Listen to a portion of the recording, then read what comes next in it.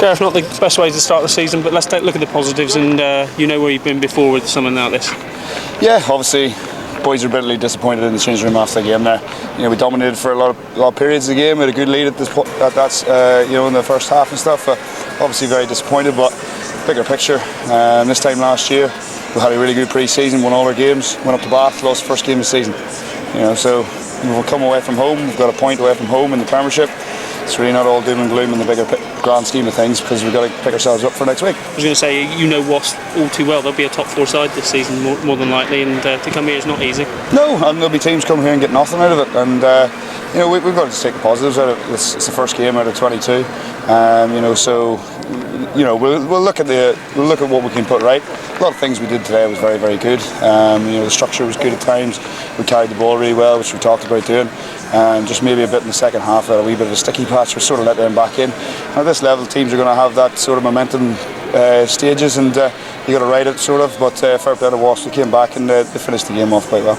The good thing about sport is you don't have to wait long to put it right, and next week it's a good test to put it right as well. It is. You know, obviously we haven't seen how Saracens went to the weekend, but we'll have tomorrow off, and then we'll come in on Tuesday and we'll get ourselves ready for a big test, because we know they're a top quality side, obviously, and you know, they're the only team that got the result against us at Sandy Park last year, so something we want to put right, and we're very proud of our home record as well. So yeah, obviously a bit disappointed in a minute, but in hindsight, whenever we come back in on Tuesday, you know, we know we're back at Sandy Park, we're going to have a full house and something to really look forward to. How much is that a driving factor? You talk about last season, that the only side to beat you there last year. Will that come into your mind a little bit? I don't know, I'm not sure just at the minute.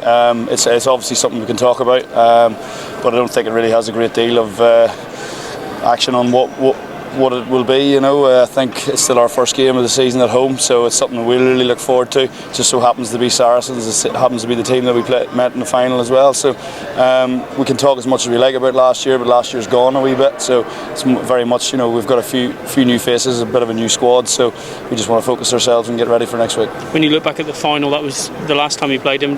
Lessons learned from that already, do you think?